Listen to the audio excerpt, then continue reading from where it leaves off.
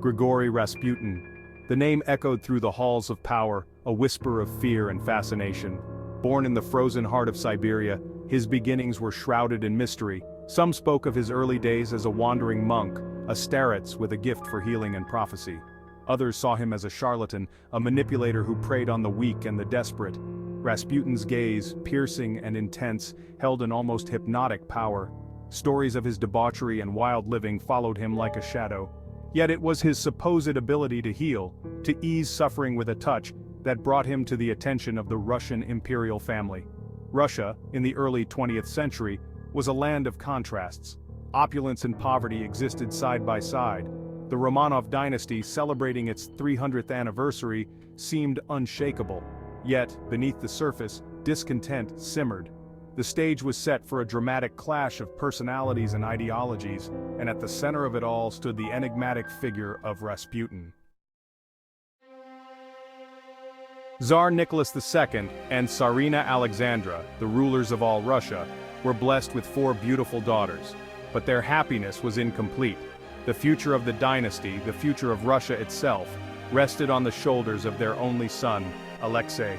The young Tsarevich, heir to the throne, was afflicted with a terrible secret hemophilia. Alexei's illness was a constant source of worry for his parents. The slightest injury could prove fatal. Desperate for a cure, Alexandra turned to mystics and healers. It was then that Rasputin arrived in St. Petersburg, whispered about as a man who could work miracles. Rasputin's presence had a calming effect on Alexei.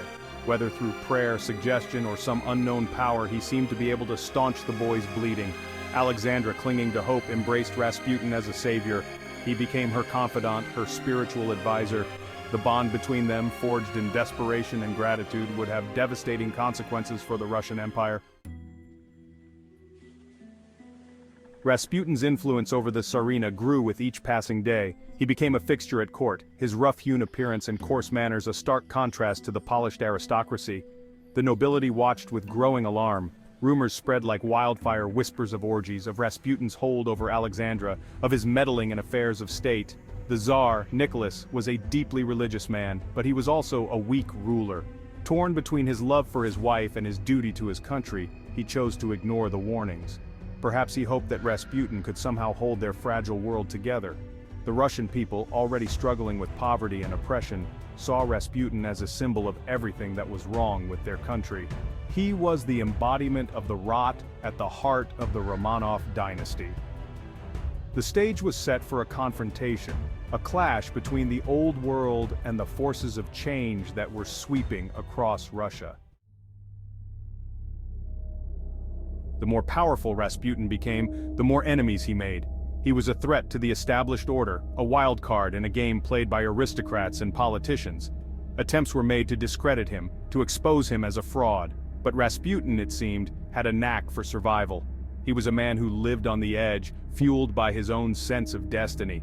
He seemed to revel in the danger, in the knowledge that powerful forces were arrayed against him. The attempts to remove Rasputin from power became more desperate, more dangerous.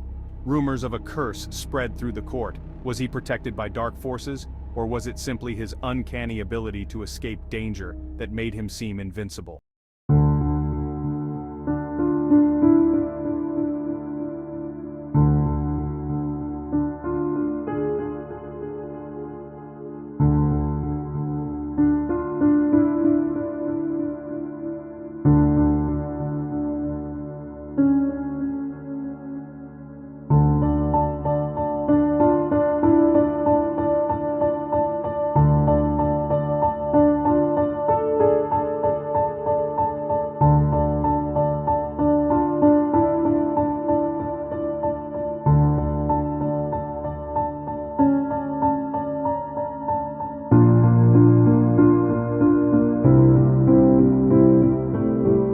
Teetering on the brink of collapse. Section 6. The Prince's Plot. Among Rasputin's enemies, none were more determined to see him dead than Prince Felix Yusupov. A member of one of Russia's wealthiest and most powerful families, Yusupov was a man of contradictions, handsome and charming, yet also capable of great cruelty. He believed that Rasputin's death was the only way to save Russia. Yusupov, along with a group of co-conspirators, hatched a plan to assassinate Rasputin. They were driven by a sense of patriotism, a belief that they were acting in the best interests of their country, but their motives were also deeply personal. The plot was shrouded in secrecy. Every step had to be carefully planned. The conspirators knew that if they failed, they would face the full wrath of the Tsarina.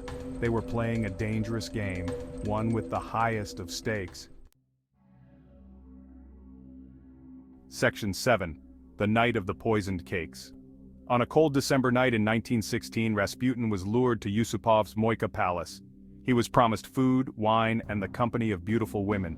It was a trap designed to appeal to his base desires. Yusupov and his co-conspirators plied Rasputin with poisoned food and drink, but to their horror, he seemed unaffected. He ate and drank with gusto, laughing in their faces. It was as if he was invincible, protected by some dark power. Finally driven to desperation, the conspirators shot Rasputin.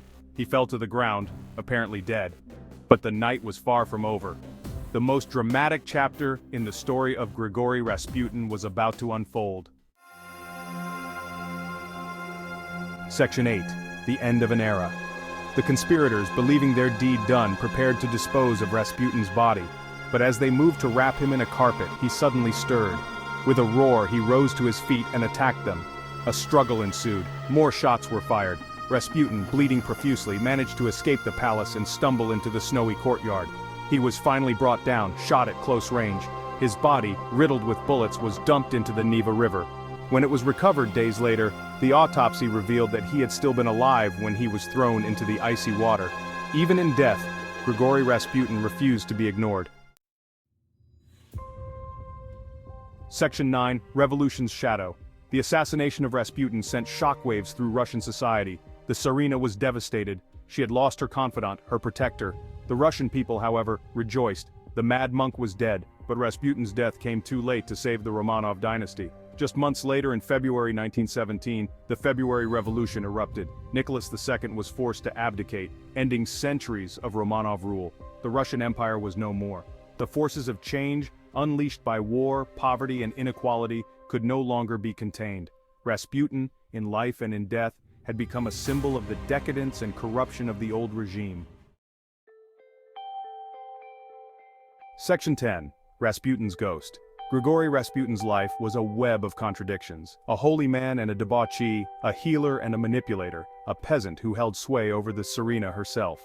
His death, as dramatic and bizarre as his life, did little to diminish his hold over the Russian imagination. In the years following the revolution, Rasputin's legend grew. He became a figure of fascination and horror, a bogeyman used to frighten children. Was he a madman, a mystic, a charlatan, or simply a man caught in the currents of history? The answer perhaps lies somewhere in between. One thing is certain. Grigory Rasputin's shadow continues to loom large over Russia, a reminder of a turbulent past and the enduring power of myth.